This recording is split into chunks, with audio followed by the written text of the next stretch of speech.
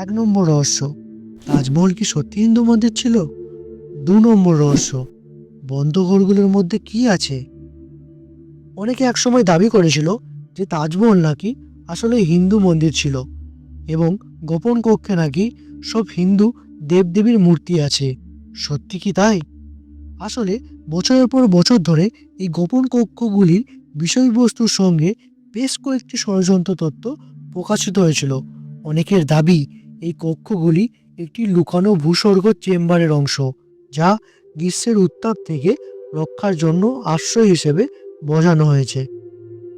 তবে সবচেয়ে বিতর্কিত একটি, যা তাজমহলকে একটি উত্তপ্ত বিতর্কের বিষয় করে তুলেছে, দাবি করেছে যে এই কক্ষগুলিতে হিন্দু দেবদেবীর মূর্তি রয়েছে এবং সমাধিটিকে একটি হিন্দু মন্দির বানিয়েছে। 2022 সালে এলাহাবাদ হাইকোর্ট একটি যুব শাখার নেতার দায়ের করা আবেদন বাতিল করে দেয়, যিনি দাবি করেছিলেন যে তাজমহল আসলে নাকি একটি হিন্দু মন্দির, যা ভগবান শিবের উদ্দেশ্যে উৎসর্গ করা হয়েছে এবং 20টির বেশি তালাবদ্ধ কক্ষের বিষয়বস্তু সম্পর্কে তিনি বিশদে তদন্ত চেয়েছিল। আবার অনেকেই বিশ্বাস করেন এই কক্ষগুলিতে মুমতাজ মহলের আসল সমাধি লুকানো আছে।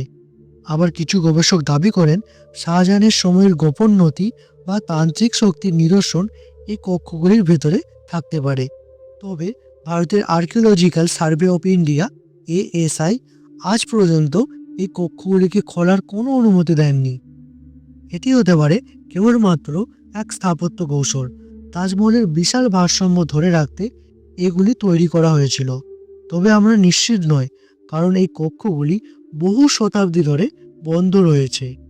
তাজমহলের এই গোপন কক্ষের রহস্য আজও মানুষকে মুগ্ধ করে তোলে।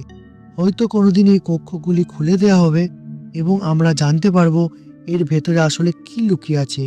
ততক্ষণ পর্যন্ত তাজমহল তার রহস্যের পর্দা নিয়ে প্রেমের প্রতীক হয়ে থাকবে।